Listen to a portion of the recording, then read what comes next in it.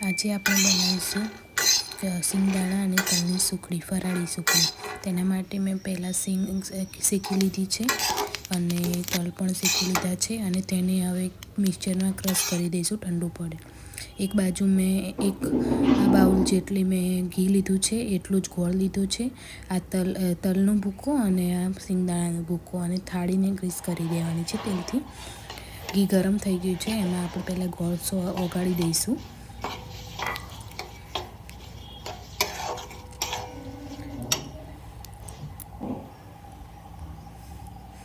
ગોળ ઓગળી રહ્યો છે. જ્યારે પાયો બધો ગોળ ઓગળી જાય અને અંદર બૂંદ બૂંદ થઈને પરપોટા નીકળવા માંડે, ત્યારે સમજવું કે તમારો પાયો થઈ ગયો છે.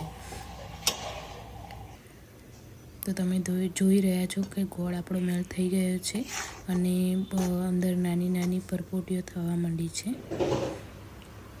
તો હવે તેમાં આપણે સિંગદાણાનો ભૂકો અને તલનો ભૂકો નાખી દઈશું.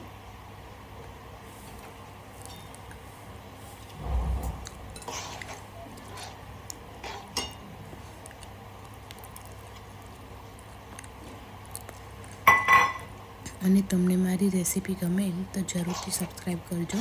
હવે બધું મિક્સ કરી દઈશું. સરસ એવું એકદમ ઇઝી એવી રેસીપી છે આ સુખડી બનાવવાની.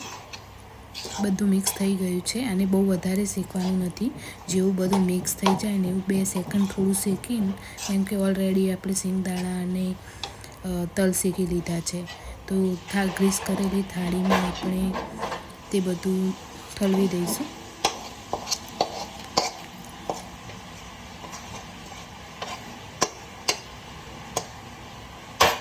અને જો વધારે ટાઈમ તમે શેકી તો તમારો પાયો છે ને કડક થઈ જશે અને સુખડી ચાવવામાં એકદમ ચવડ લાગશે. અને જો પોચી બનાવવી હોય તો 2 સેકન્ડમાં તરત ઉતારી દેવું તેને. અને આ રીતે તાવેતાની મદદથી તેને પ્રેસ કરીને બધે સરખી ફેલાય તેવી રીતે ફેલાઈ દેવી.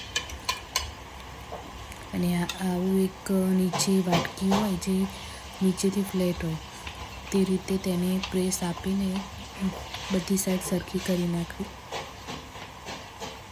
મેં ભૂકો થોડો ઝીણો કર્યો હતો, તમે થોડો અજગજરો પણ રાખી શકો છો. બસ આ રીતે પ્રેસ કરીને એને થોડી વાર માટે મૂકી રાખવાની.